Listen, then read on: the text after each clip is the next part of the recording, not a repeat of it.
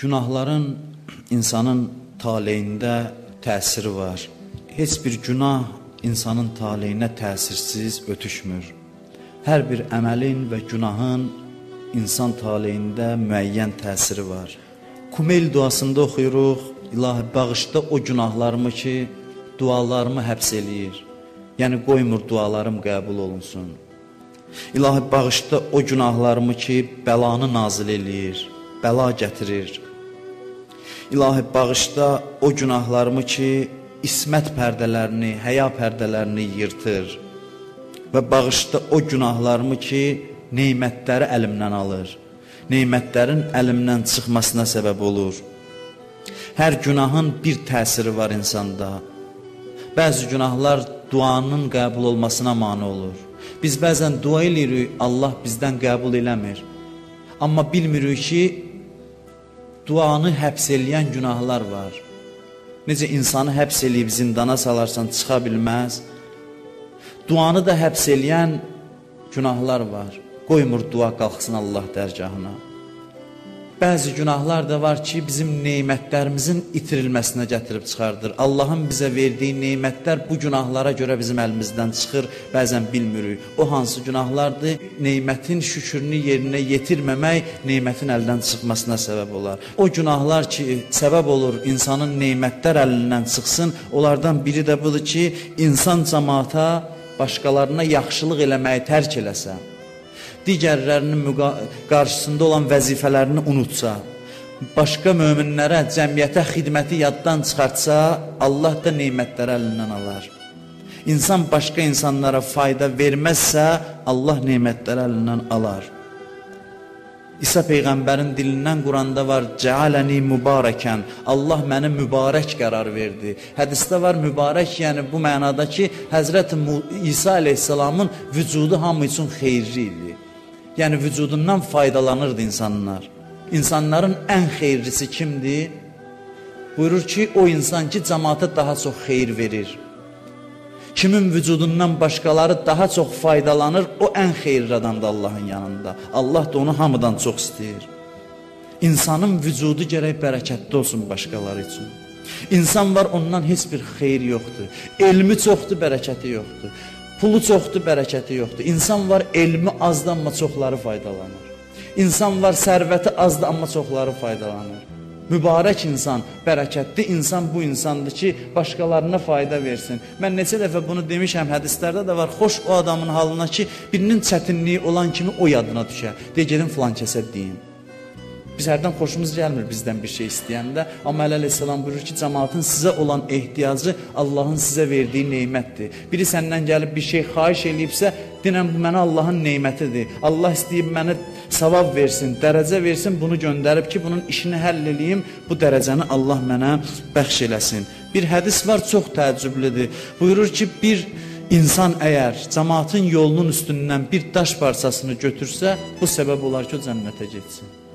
Görün, insana xidmətin qiyməti nə qədərdir ki, bir daş düşüb yolda qalıbsa, bir adam onu götürür, hədis buyurur ki, elə bu səbəb ola bilər ki, insan cənnətə getsin. Bu əməl kifayətdir insanın cənnətə getməsinə. Gör, insanların yolunun üstündə olan mənəvi maniyələri çəkən adamlar, insanlara xidmət edən insanların nə qədər qiyməti var. Əllamə məclisini yuxuda gördülər. Əllamə məclisini sizə tanıtdırmağa ehtiyac yoxdur. Əllamə məclisi Biharul Ənvarın sahibidir. Yuxuda gördülər, dedi, mənim Allahın rəhmətinə qovuşmağımın neçə səbəbi var idi? O səbəblərdən biri də bir pişiyə ehsan eləməyim idi, yaxşılıq eləməyim. Mən deyir, məsciddə moizəyə gedirdim, gördüm bir pişik düşüb bir taxta parçasının altında qalıb, əyildim, dəsmalımı açdım, onu götürdüm, oradan azad elədim. İndi gəlmişəm bu tərəfə, o böyüklükdə Əllamə məclisi deyir, neçə əməl mənim köməyimə çatdı? Biri də budur, Əllamə məclisinin dərəcəsi belədir ki, Ayətullah Mərəşi Nəcəfi deyir, mən yuxuda qiyamət səhnəsini gördüm. Gördüm, Peyğəmbər məhşərin başında oturub, yanında 2 dənə alim oturub. Bütün başqa alimlər gəlir, bu 2 alim şəfayət eləyir onlara, Peyğəmbər onların xahişi ilə onları da cənnətə aparır. Bütün fəqihlərə bu 2 nəfər şəfayət eləyir. Mən soruşdum ki, ya Rəsulallah, bu 2 nəfər kimdir? Dedi, biri Şeyx Müfiddir, biri də Əllamə məclisi. Elə bir məqam sahibi olan insan deyir, bir balaca heyvana kömək eləməyimin böyük faydası oldu mənim üçün. Böyük xeyri oldu mənim üçün qiyamət günündə. İnsanlara xidmətin olduqca böyük səvabı var və kim insanlara xidməti tərk eləsə, Allah da neymətlərini alar. Ona verdiyi neymətləri əlindən alar. Hədisdə var, Peyğəmbər buyurur, insanların ən abidi, ən çox ibadət eləyəni.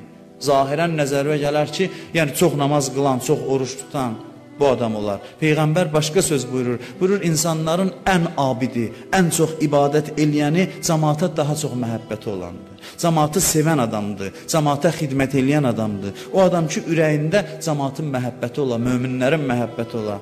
Cəmaat oturub məsciddə, Peyğəmbər buyurdu ki, indi bir adam daxil olacaq məscidə ki, cənnət əhlidir. Baxın onun üzünə, bilin ki, bu cənnətə gedəcək.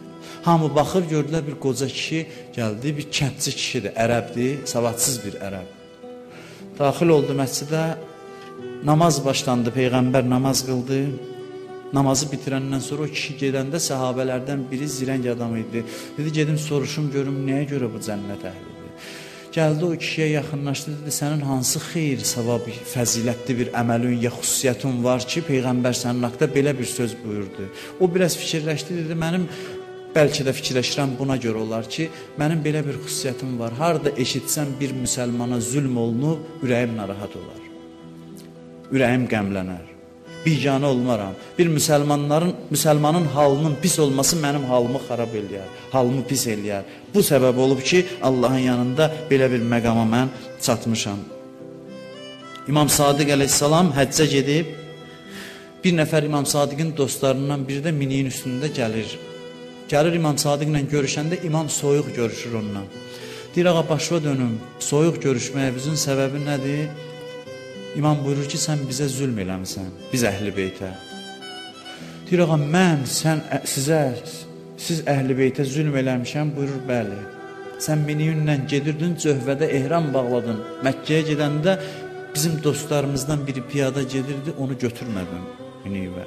Miniyivə götürmədin və bizə zülm elədin, bizi narahat elədin.